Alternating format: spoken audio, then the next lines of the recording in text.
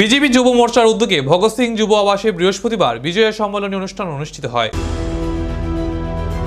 এই অনুষ্ঠানে উপস্থিত ছিলেন বিজেপি সাধারণ সম্পাদক অমিত রক্ষিত, যুব মোর্চার সভাপতি সুশান্ত দেব সহ অন্যান্যরা। মূলত আজকের এই সভায় শুভেচ্ছার বিনিময়ের পাশাপাশি আগামী 4 মাসের যুব মোর্চার কর্মসূচি স্থির করা হয় বলে জানান যুব মোর্চার রাজ্য সভাপতি তথা বিধায়ক সুশান্ত দেব।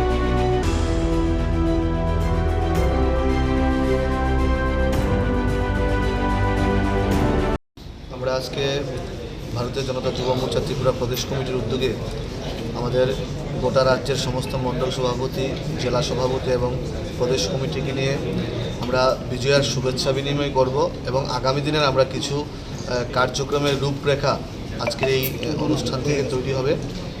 আজকে আমাদের এই অনুষ্ঠানে এই সভাতে উপস্থিত হয়েছেন আমাদের মাননীয় সাধারণ সম্পাদক শ্রদ্ধেয় অমিত রক্ষিত মহোদয় এবং কিছুক্ষণ পরেই আমাদের এই সভাতে উপস্থিত হবেন আমাদের প্রদেশ সভাপতি তথা সাংসদ রাজীব ভট্টাচার্য মহোদয়। টোটাল আমরা আগামী 2-3 মাস কী কার্যক্রম করব সেই কার্যক্রমের একটা সম্পূর্ণ রূপরেখা তৈরি হবে।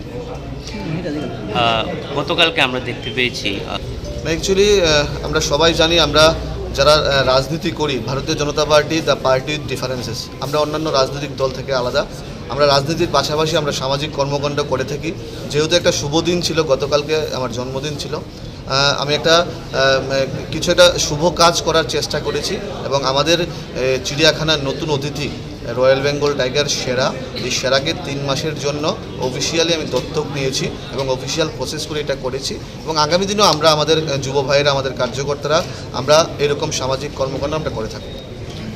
আরও এমএলএরা আছেন, মন্ত্রীরা আছেন, ওদেরকে আপনার কি অ্যাপিল থাকবে যে অ্যাডপশন এরকম করা? ভারতীয় জনতা পার্টির প্রত্যেকটা এমএলএ, প্রত্যেকটা মন্ত্রী থেকে শুরু করে সাধারণ কার্যকর্তা সবাই চায় যার যার জায়গায় থেকে ছোট বড় সবাই সামাজিক কাজ করতে চায়। এটাই আমাদের দলের আইডিওলজি, এটাই আমাদের বিচারধারা এবং আমাদের শিক্ষাটা এরকমভাবেই দেওয়া হয় এবং প্রত্যেকে সেই দিশেই কাজ করছে।